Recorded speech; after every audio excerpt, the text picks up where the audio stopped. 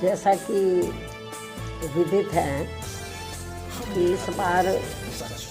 BSP के संस्थापक एवं जन्मदाता मान्यवर श्री कांशीराम जी की जयंती को होली व अन्य त्योहारों के कुछ ही घंटे बीत जाने के बाद दिनांक 15 मार्च को खासकर यूपी व दिल्ली सहित पूरे देश में इनके अनुयायियों ने अपार संख्या में इकट्ठा होकर इसे विभिन्न स्तर पर मनाया है और अपने श्रद्धा सुमन अर्पित किए हैं, जिसके लिए पार्टी उनकी अति आभारी है। साथ ही होली सहित अन्य विभिन्न त्योहारों के बीच इस बार मान्यवर श्री कांशीराम जी की जयंती जिस अति उत्साह व जोश के साथ मनाकर उनके अनुयायियों ने अपनी पार्टी को हर स्तर पर मजबूत बनाने का तथा उनकी एकमात्र उत्तराधिकारी व पार्टी की राष्ट्रीय अध्यक्ष का अपने पूरे तन मन धन से साथ देने का जो संकल्प लिया है, तो उसने पार्टी को मजबूती देने के लिए मेरे हिम्मत व हौसले को कई गुना और ज़्यादा बढ़ा दिया है, जिसे मैं अभी तक की तरह आगे भी अपने जीते जी अपने व्यक्तिगत तथा भाई बहन व रिश्ते नातों आदि के स्वार्थ में कभी भी कमजोर नहीं पड़ने दूंगी। वैसे भी मेरे भाई बहन व अन्य रिश्ते नाते आदि मेरे लिए केवल बहुजन समाज का ही एक अंग है, उसके सिवाय कुछ भी नहीं है। इसके अलावा पार्टी व मूवमेंट के हित में बहुजन समाज के जो भी लोग अपनी पूरी ईमानदारी व निष्ठा से कार्य करते हैं, तो उन्हें पार्टी में जरूर आगे बढ़ने का मौका दिया जाएगा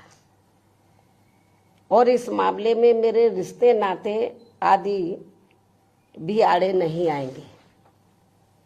यहाँ मैं सावधानी के तौर पर ये भी बताना चाहूँगी कि पिछले कुछ वर्षों से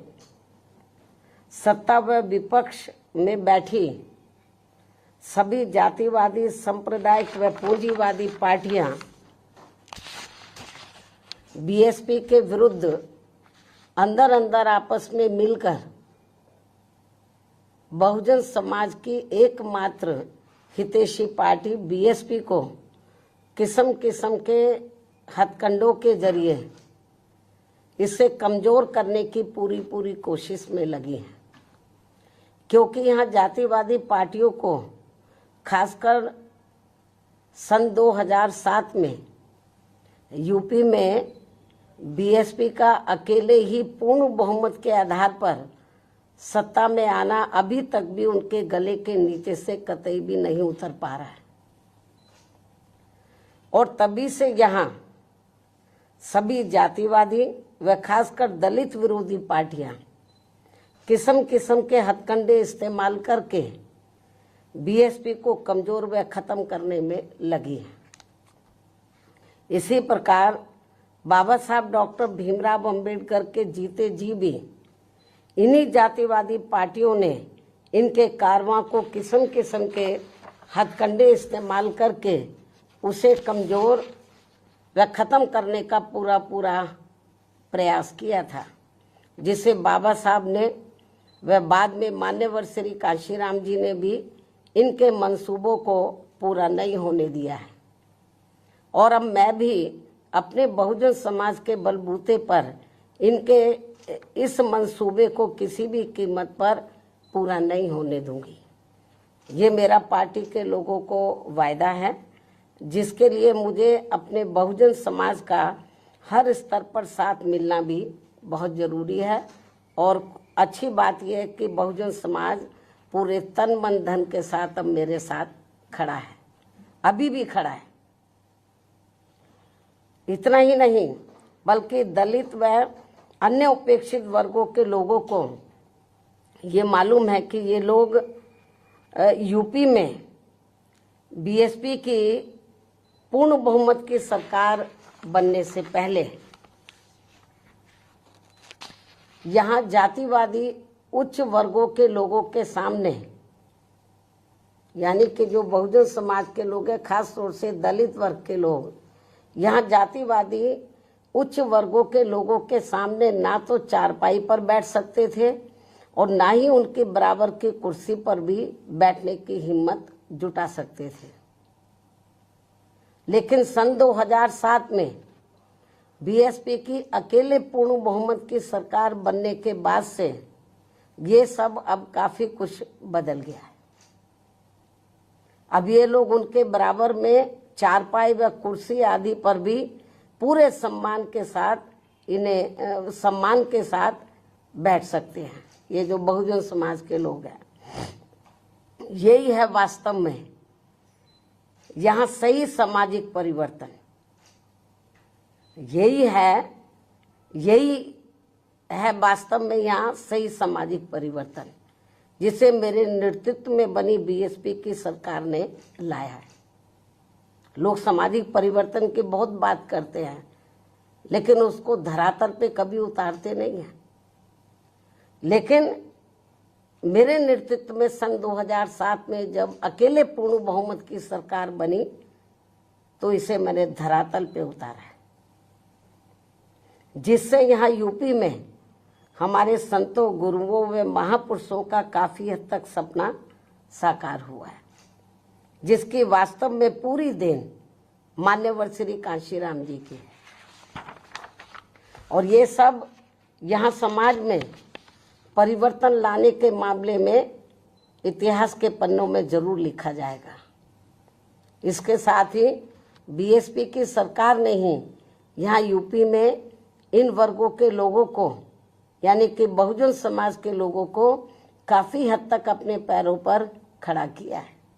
अपने संतों, गुरुओं व महापुरुषों को भी विभिन्न स्तर पर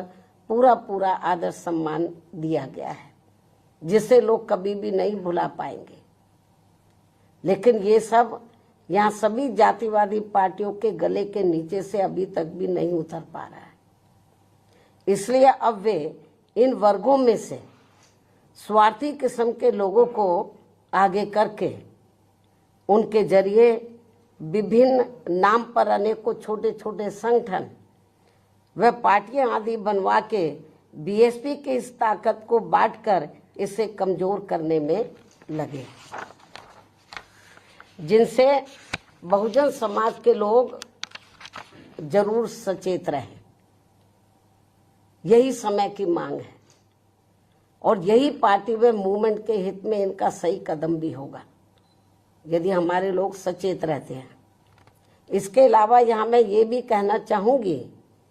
कि देश के प्रधानमंत्री बीच बीच में अपनी खुद की गरीबी का तो जरूर उल्लेख करते रहते हैं, लेकिन इन्होंने दलित व अन्य उपेक्षित वर्गों के लोगों की तरह यहाँ कभी भी कोई जातीय भेदभाव नहीं झेला है, जो ये सब हमारे संतों, गुरुओं व महापुरुषों ने समय समय पर झेला है, जिसे अभी भी इनके अनुयायी काफी हद तक झेल रहे हैं। इसलिए पार्टी के मिशनरी व परिपक्व लोगों से आज मेरी ये भी पुरजोर अपील है कि वे ये सभी जरूरी बातें अपने बच्चों व खासकर युवा पीढ़ी को जरूर हमेशा बताते रहें, जिनको तैयार करने की भी वास्तव में सही जिम्मेवारी इन्हीं लोगों की ही है। इस उम्मीद के साथ ही अब मैं पुनः होली आदि के त्योहारों के बीच में इस बार मान्यवर श्री कांशीराम जी की जयंती बड़े जोश व उत्साह के साथ मनाकर इनके अनुयायियों ने जो उनको अपना पूरा आदर सम्मान दिया है तथा मेरे साथ साथ इनके करोड़ों अनुयायियों का भी काफ़ी हौसला बढ़ाया है, उन सभी का हार्दिक दिल से आभार प्रकट करते हुए अब मैं अंत में यही कहना चाहूंगी कि इस समय संसद सत्र चल रहा है, यह आप लोगों को मालूम है, जिसमें देश में आम जनहित के मुद्दों पर कम बल्कि अपने अपने स्वार्थ में राजनीति करने पर ज्यादा जोर दिया जा रहा है,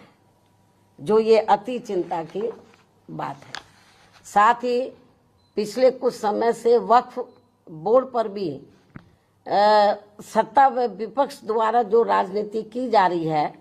तो ये भी अति चिंता की बात है। और यदि ये मामला समय रहते आम सहमति से सुलझा लिया जाता तो ये ज्यादा बेहतर होता। केंद्र